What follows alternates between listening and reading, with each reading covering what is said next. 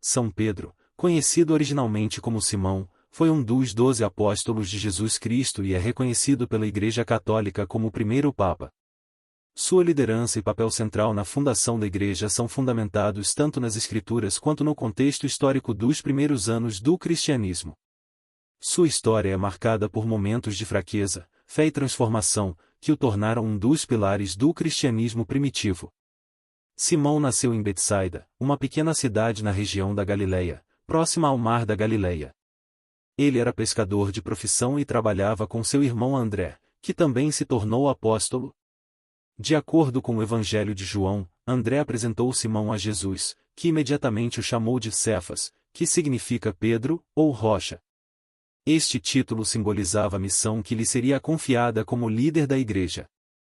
Pedro foi escolhido por Jesus para estar entre os 12 apóstolos, e junto com Tiago e João, fazia parte do círculo mais íntimo do Mestre. Ele testemunhou eventos importantes, como a transfiguração no Monte Tabor e a agonia de Jesus no jardim do Getsemane. A passagem mais significativa que consolida a autoridade de Pedro como líder da Igreja, quando Jesus declara: "E eu te digo que tu és Pedro, e sobre esta pedra edificarei a minha Igreja, e as portas do inferno não prevalecerão contra ela. Eu te darei as chaves do reino dos céus, o que ligares na terra será ligado nos céus, e o que desligares na terra será desligado nos céus." Este versículo é considerado pela Igreja Católica como o fundamento do papado, pois indica que Pedro foi escolhido para ser a pedra fundamental da Igreja e receber a autoridade espiritual representada pelas chaves do reino. Apesar de sua posição de destaque, Pedro não era perfeito. Um dos momentos mais emblemáticos de sua fraqueza ocorreu durante a prisão de Jesus. Na noite da paixão, Pedro negou conhecer Jesus 3 vezes, conforme profetizado pelo próprio Cristo.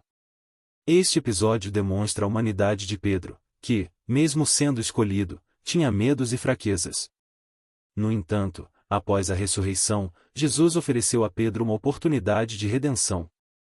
Em um encontro registrado no Evangelho de João, Jesus perguntou a Pedro 3 vezes: "Tu me amas?" A repetição dessas perguntas não apenas reafirmou a fidelidade de Pedro, mas também simbolizou sua restauração como líder da Igreja. Após a ascensão de Jesus, Pedro assumiu um papel de liderança inquestionável entre os apóstolos. Ele foi o principal porta-voz no dia de Pentecostes, quando pregou para uma multidão e converteu cerca de 3.000 pessoas. Pedro também realizou milagres, como a cura de um homem coxo no templo, demonstrando o poder e a autoridade que lhe foram concedidos. Além disso, Pedro desempenhou um papel importante no Concílio de Jerusalém, onde ajudou a resolver a controvérsia sobre a necessidade de os gentios convertidos ao cristianismo seguirem as leis judaicas. Sua decisão em favor da inclusão dos gentios foi crucial para a expansão da Igreja além das fronteiras do judaísmo.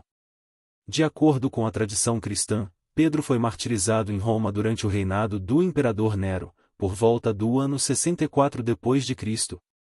Ele foi crucificado de cabeça para baixo a seu próprio pedido, pois não se considerava digno de morrer da mesma forma que Jesus. Sua morte consolidou Roma como o centro da Igreja, e ele é reverenciado como o primeiro bispo de Roma. O legado de Pedro é perpetuado na figura do Papa, que é visto como seu sucessor direto.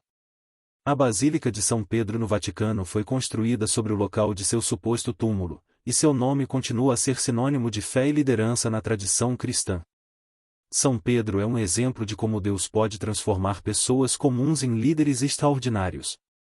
Ele foi chamado enquanto pescador, enfrentou desafios e fraquezas, mas, com fé e dedicação, cumpriu sua missão de fundar e liderar a Igreja. Sua história é um lembrete poderoso de que o amor e a graça divina podem capacitar qualquer pessoa a realizar grandes obras em nome de Deus. Assim, Pedro não é apenas o primeiro Papa, mas também um símbolo de perseverança, humildade e serviço, valores que continuam a guiar a Igreja Católica até os dias de hoje.